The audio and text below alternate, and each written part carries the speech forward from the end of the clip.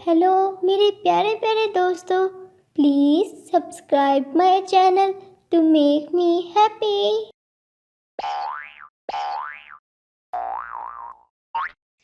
हमें कोई और ठिकाना ढूंढना पड़ेगा। परेशान नहीं हो, चलो कहीं और चलते हैं। फिर वो दोनों वहाँ से थोड़ा दूर जाते हैं तो उन्हें एक और घर दिखाई देता है।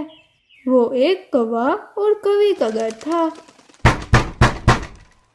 रानी, भला इस वक्त बाहर दरवाजे पर कौन आ गया? कालू जी, तुम यहीं पर रुको, मैं जाकर देखती हूँ कि बाहर कौन आया है। हाँ भाई, कौन हो आप लोग? कहाँ से आए हो? इतनी रात में हमारा दरवाजा क्यों खटखटाया? कवि बहन, हम मुसाफिर पक्षी हैं। हमारे जंगल का मौसम अचानक से बहुत खराब हो गया और हम दूसरे जंगल ही जा रहे थे, लेकिन रात हो चुकी है। इस वक्त हमें आपकी मदद की ज़रूरत है। बाहर सर्दी की वजह से बहुत ठंड है। क्या आप हमारी मदद करोगी? अरे रानी, ओ रानी, तुम तो बाहर ही रह गई हो। कौन है दरवाजे पर? कालू जी, थोड़ा सब्र कर लो, मैं आकर अभी बताती हूँ आपको। अच्छा, तो तुम दोनों मुझे पहले ये बताओ, तुम दोनों को अपने घर पर रखने का मुझे क्या फ़ायदा होगा? अरे कवि, फिलहाल तो हम आपके लिए कुछ नहीं कर सकते। अभी तो हम खुद बहुत परेशान हैं, तो भला हम क्या कर सकते हैं? तो मैं क्या करूं? मैंने तुम दोनों को थोड़ी परेशान किया है। चलो भागो यहाँ से। मैं तो तुम लोगों को यहाँ नहीं रहने दूंगी। भाग जाओ यहाँ से। ये कहकर गोरी गुस्से से घर का दरवाजा बंद कर देती है। तोते भैया, अब हम क्या करेंगे? इस जंगल का तो कोई भी पक्षी मदद करने के लिए तैयार ही नहीं। हम तो यहाँ ठंड पे मर ही जाएंगे। रानो, काम जब सीधे तरीके से ना निकले तो फिर खुद ही अक्लमंदी से टेढ़ा तरीका इस्तेमाल करना पड़ता है। मैं कुछ समझी नहीं तोते भैया, क्या कहना चाहते हैं आप? देखो रानो, अच्छे पक्षियों की तरह हमने इन सबसे मदद मांगी, लेकिन किसी ने भी हमारी मदद बिल्कुल भी नहीं की। यहाँ के सभी पक्षी मतलबी हैं, बगैर किसी मतलब के किसी की मदद नहीं करते। मेरे पास एक आइडिया है, देखना कैसे अब ये पक्षी हमें रखने के लिए राजी होते। चलो मेरे साथ चलो तुम। अरे तोते भैया, मुझे पहले ये तो बताओ, आप करने क्या वाले हो? रानो चिड़िया, तुम मुझसे अभी सवाल मत करो, बस देखती जाओ मैं करता क्या हूँ। फिर तोता पास ही से एक पत्थर उठाकर लाता है और उसे अच्छे से साफ कर लेता है। पत्थर? अरे ये पत्थर हमारे किस काम का है तोते भैया? इतनी ठंड में पत्थर हमारे किस काम का है? रानो, अभी तुम्हें मेरी बिल्कुल भी समझ नहीं आएगी। तुम बस देखती जाओ अब मैं क्या करता। बस मैं जैसा कहता जाऊं तुम मेरा साथ देती रहना, ठीक है ना? ये कहकर तोता कवि के घर का दरवाजा एक बार फिर खटखटाता है। अरे, इतनी ठंड में फिर से कौन आ गया? पता नहीं किसी को सुकून ही नहीं है इतनी ठंड में भी। अरे अरे, तुम दोनों तो फिर से आ गए हो। एक बार कह दिया ना कि हम नहीं रख सकते तुम दोनों को, फिर रात गए हमें परेशान करने का क्या मकसद है? तुम्हें बात समझ नहीं आती क्या तोते? अरे कोरी, हमारी बात सुन लो पहले। तुमने कहा था ना कि तुम लोगों को रखने से हमें क्या फायदा होगा? हाँ हाँ, मैंने तो कहा था। बताओ क्या फायदा है तुम दोनों को रखने का? कवि बहन, देने के लिए तो हमारे पास कुछ नहीं है, लेकिन हम आपको स्वादिष्ट खाना जरूर खिला सकते हैं अगर आप कहें तो। पहले एक बात तो बताओ, तुम दोनों के पास तो कुछ भी नहीं है, तो फिर तुम दोनों हमें स्वादिष्ट खाना कैसे खिलाओगे? मुझे पागल समझा है क्या? मेरी दादी ने मुझे एक जादुई पत्थर दिया था। इसे जिस भी खाने में मिलाओ वो बहुत स्वादिष्ट खाना बना देता है।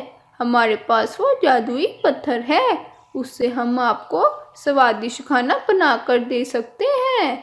खाने का नाम सुनते ही काली कवि तो ललचा आ जाती है। अरे पगले तोते, तुमने मुझे पहले क्यों नहीं बताया? अच्छा अच्छा, छोड़ो बातों को, चलो जल्दी से अंदर आ जाओ। स्वादिष्ट भोजन अंदर ही बनाकर खाएंगे, बाहर तो बहुत ठंड है। फिर कवि इन दोनों को अंदर ले जाती है।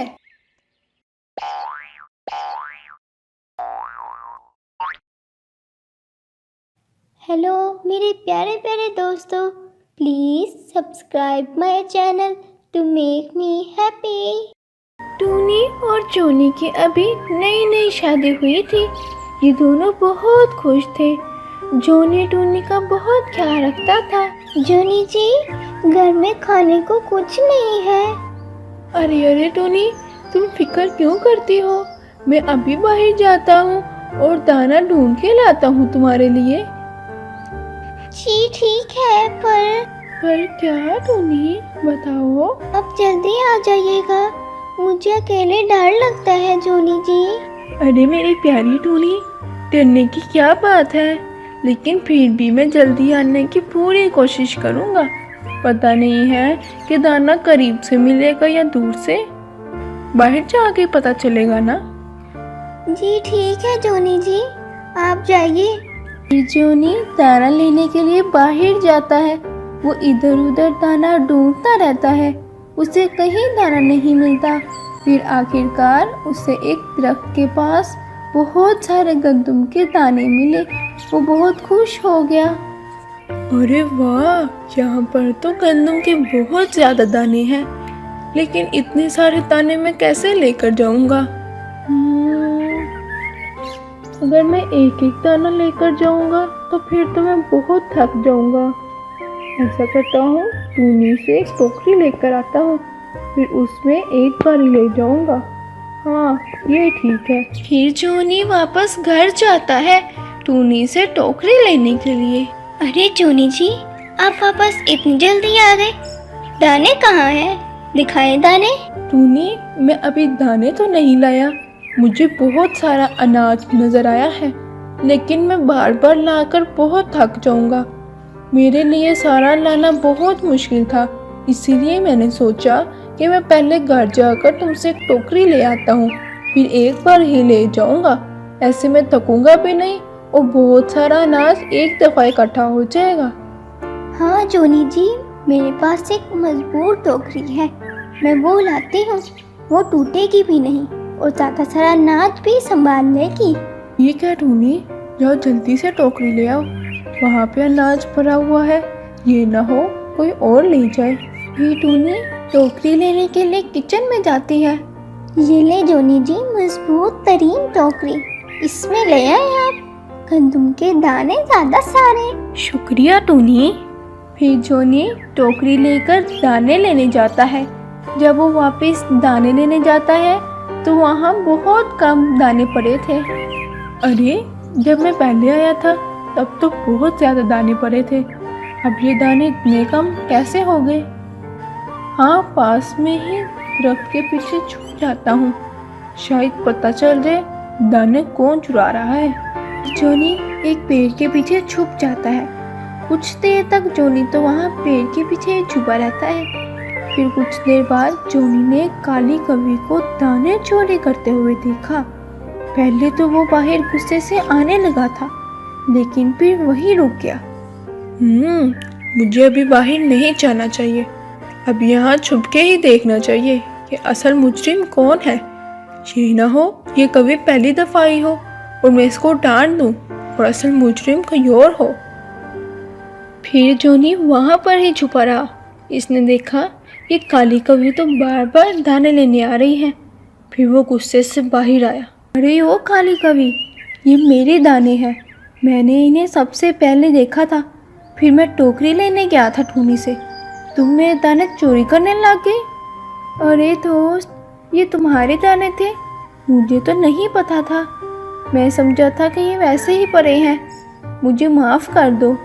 काली कवि बेचारी जोनी को गुस्से में देखकर बहुत परेशान हो गई थी। पहले तो जोनी बहुत गुस्सा करने वाला था, फिर उसे याद आया मेरी माँ ने मुझे बचपन में समझाया था कि अगर जोनी बेटा कोई जानबूझकर गलती ना करे तो उस पर गुस्सा ना करना। फिर जोनी ने काली कवि को कुछ नहीं कहा। काली कवि जोनी के ऐसा रवैया देखकर बहुत खुश हुई थी। अरे दोस्त, तुमने तो मुझ पर जरा भी गुस्सा नहीं किया। मुझे तुम्हारा ये रवैया बहुत अच्छा लगा है कि आज से हम दोनों दोस्त बन सकते हैं। क्यों नहीं काली कवि, आज से हम दोनों दोस्त हैं। दोस्त, अब मैं घर चलती हूँ, मुझे घर पर बहुत से काम हैं। ठीक है दोस्त, फिर मिलेंगे हम। फिर जोनी बाकी दाने टोकरी में डालकर अपने घर की तरफ चला जाता है। अरे जोनी जी, आपने इतनी देर कर दी। मैंने आपको कहा भी था जल्दी आइएगा, आपने मेरा ज़रा ख्याल नहीं किया। अरे टूनी, रास्ते में एक वाकया हो गया था, बस इसीलिए लेट हो गया। क्या आप ठीक तो है ना जोनी जी? हाँ टुनटुनी, तुम परेशान क्यों हो रही हो? ये देखो मैं बिल्कुल ठीक हूँ। तुम ये दाने तो अंदर रख कर आओ। अच्छा जोनी जी, मैं किचन में रख कर आती हूँ, लेकिन आप मुझे पहले ये बताएं कि आप लेट क्यों हुए? ऐसा क्या रास्ते में हुआ था कि आप लेट हो गए? अरे मेरी प्यारी टुनटुनी, पहले इस टोकरी वाले दाने अंदर रख कर आओ किचन में, फिर मैं तुम्हें पूरी बात बताता हूँ। फिर टूनी जल्दी से सारे दाने किचन में रख कर आती है और फिर जोनी के पास आकर बैठ जाती है। जोनी टूनी को सारी बात बताता है और साथ ही काली कवि से अपनी नई दोस्ती के बारे में भी बताता है। जोनी जी, फिर तो आपको अपनी नई दोस्त को दावत पर बुलाना चाहिए। अरे वाह टूनी, ये तो बहुत अच्छा ख्याल है। मैं कल ही उसे पैगाम देकर आऊँगा। फिर अगले ही दिन जोनी काली कवि के पास दावत खाने के लिए जाता है। अरे दोस्त, क्या हाल है? टूनी ने तुम्हें दावत पर बुलाया है और तुम्हें ज़रूर आना होगा। ना नहीं सुननी मैंने। हाँ दोस्त, मैं ज़रूर आऊँगी, और टूनी ने पहली बार बुलाया है, फिर तो मुझे आना ही पड़ेगा। कौन है बाहर? अरे मैं कवि हूँ, जोनी की नई दोस्त। आपने मुझे दावत पर बुलाया था ना? जी, मैं जोनी की नई दोस्त हूँ। आपने मुझे दावत पर बुलाया, मुझे बहुत खुशी हुई। टूनी काली कवि की बहुत खिदमत करती है। प्यारी टूनी, मैं आपसे एक बात करना चाहती हूँ। जी ज़रूर बताइए। प्यारी दोस्त टूनी, तुम बहुत किस्मत वाली हो। जोनी बहुत अच्छा है, उसने तुम्हें सारा वाकया उस दिन वाला बताया होगा कि हम कैसे दोस्त बने। जी कवि बहन, इन्होंने मुझे बताया था। जोनी बहुत अच्छा है, वो हमेशा दूसरों के साथ बुरा नहीं करता। यकीनन उसकी माँ ने उसकी बहुत अच्छी तरबियत की होगी। टूनी काली कवि की बातें सुनकर बहुत खुश हो जाती है। अच्छा टूनी बहन, अब मैं चलती हूँ, मेरा घर पीछे से अकेला है। आपसे मिलकर मुझे बहुत खुशी हुई है। जी, मुझे भी आपसे मिलकर बहुत अच्छा लगा है। आप यहाँ आते जाइए रहिएगा, आपका ही घर है। जी ज़रूर। काली कवि अपने घर की तरफ चली जाती है और टूनी जोनी को आवाज़ लगाती है। जोनी जी, ज़रा बात सुनिएगा। हाँ टूनी, मैं आ रहा हूँ। अरे टूनी, क्या बात है? तुम बहुत खुश लग रही हो। कभी चली गई है? जी जोनी जी, अभी गई है। वो मुझे आपसे एक बात करनी थी। मैं बहुत खुशकिस्मत हूँ कि मुझे आप मिले हैं, जिनकी तारीफ दूसरे पक्षी भी करते हैं। आपकी माँ ने आपकी बहुत अच्छी तरबियत की है।